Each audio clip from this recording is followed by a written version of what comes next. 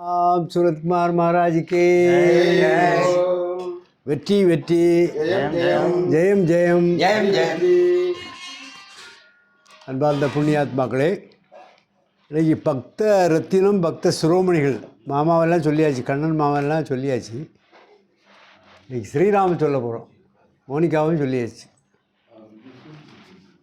ஸ்ரீராம் அவர் காணிமடத்தில் வந்து குரு சேவை செய்யணும்னு சொல்லி எத்தனை மாதம்பா 1990s 1990 ஃபுல்லாக இருந்து சேவை பண்ணார்.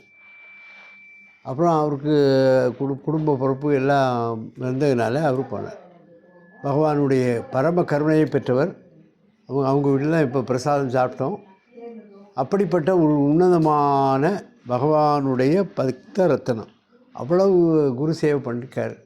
இப்போ பாருங்க, ஒரு 18 சித்தர்களுடைய கோயில்களில் போய் பகவானுடைய ஆண் உயர படத்தை வச்சு அங்கே பூஜையை கொடுத்துருக்காங்க. எல்லோரும் பார்ப்பாங்க. இதெல்லாம் ஒரு பெரிய தொண்டு. அதே போல் காணிமடத்தில் கூடவே இருப்பார், எல்லா பணிகளையும் பார்த்துக்கிடுவார். அப்படி இருந்தவர். அதுக்கு பிறகு அவர் குடும்பம், அம்மா எல்லாம் பார்க்க வேண்டியிருந்தது, தங்க சகோதரியை பார்க்க வேண்டியிருந்தது, வந்தார். ஆனால் அவருடைய பற்று யோகிராம் சுரத்குமார், யோகிராம் சுரத்குமார், யோகிராம் சுரத்குமார் அந்த எக்ஸ்பீரியன்ஸ் காணிமடம் வந்து ஜெய குருராயா. எனது பெயர் ஸ்ரீராமன்.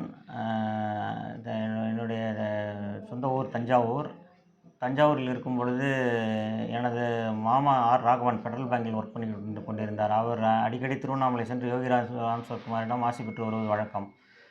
அப்பொழுது ஓம் சக்தி மாத இதழில் ஒரு ஆட் ஒன்று வந்திருந்தது. இது மாதிரி காணிமடம் யோகிராம் சுரத்குமார் மந்திராலயத்துக்கு கலெக்ஷன் பண்ணி கொடுக்கலாம் என்று வந்திருந்தது. அதனை பேஸ் பண்ணி தபஸ்வி சுவாமிகளை தொடர்பு கொண்ட பொழுது அதற்கான ரசீது உலகிலே அனுப்பி வைத்தனர். நானும் எனது மாமா எங்கெங்கு சொல்கின்றாரோ அங்கெல்லாம் சென்று நாங்கள் பகவான் நாமத்தையும் பரப்பி கேஷ் கலெக்ஷன் செய்து கொடுத்து காணிமடத்திற்கு தபஸ்வி சுவாமிகளிடம் கொடுத்தோம். அவ்வாறு இருக்கும் பொழுது சுவாமிகள் அடிக்கடி தஞ்சை வருவது வழக்கம். தஞ்சை வரும் பொழுது பலரது யோகி பக்தர்களின் இல்லங்களுக்கு சென்று அங்கு யோகியின் நாமங்கள் பாடல்கள் பாடுவது வழக்கம்.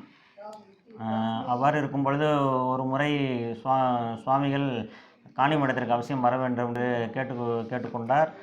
காணிமடத்திற்கு